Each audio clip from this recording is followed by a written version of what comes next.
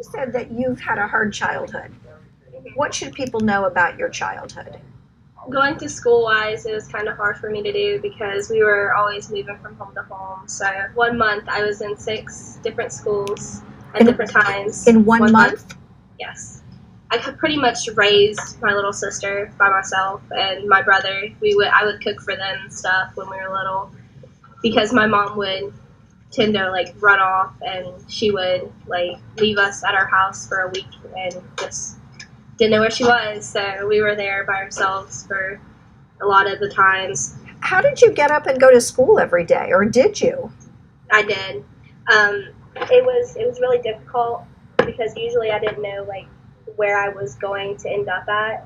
Like I just we just pretty much got up because school at that point was kind of like my safe haven for me. Like that was where I could go and stay warm and get fed properly. And what was that like for you to go to school like that?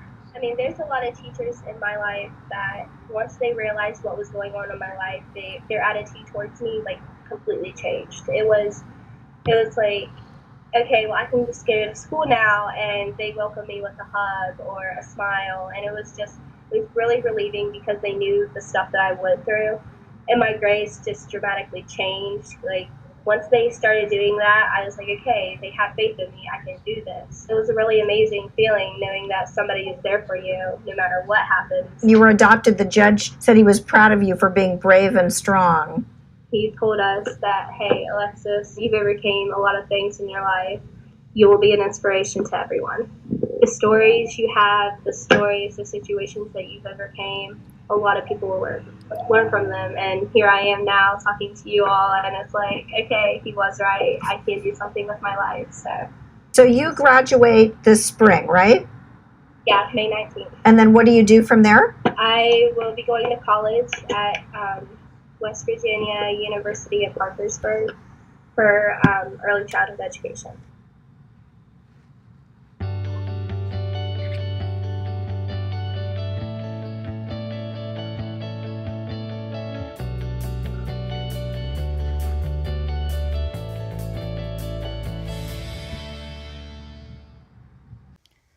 More than 8 million children in the United States live with at least one parent who abuses and/or is dependent on alcohol or illicit drugs. Children of parents with substance abuse disorders are 3 times more likely to be abused and more than 4 times more likely to be neglected. These children are also at an increased risk for physical, intellectual, emotional, and social problems throughout their lives. Our problem focuses on children in rural West Virginia whose parents are affected by substance abuse and the lasting effects it will have on their quality of life. Our resolution to fighting the drug epidemic present in rural communities in southern West Virginia is to seek out influential members in the community, such as police officers or teachers, to receive some type of training to help adolescents who are living with drug-addicted parents. The majority of our grant money will be allocated to help establish a curriculum that can be utilized to just reach out to the children affected by this epidemic by just talking to them and listening to their stories. Growing up in a southern rural community in West Virginia, I've seen firsthand how this affects children in the communities, and the majority of the time they just want someone who's going to listen to them and someone who's going to offer them some kind of encouraging words or motivation. These leaders will let them know that there's someone willing to help them, whether it's receiving food, clothing, housing, anything that we can do to help them. That's what our program is all about. That's the mission of our program. The other expenses will come from letting the children know what our program is about and how beneficial this program can be to changing their lives. We want to try to spread the message of our program and get as many participants that we can in our program. We hope that this program will help the children living with the drug-addicted parents in the community and just changing their lives for the better. In the first year, we are implementing the program in 2 southern rural communities in West Virginia, and that is Boone County and McDowell County. After the first year, we're going to apply for more grant money, and we're trying to spread this out to other southern rural communities in West Virginia as well.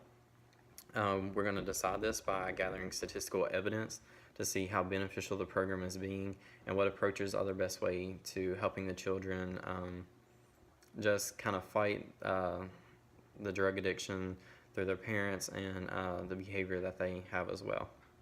Thank you. Our goal for this project is to provide these children with the best possible chance at a normal, healthy life and deter them from turning to a life of substance abuse like the many people around them have. Let's break this vicious cycle once and for all.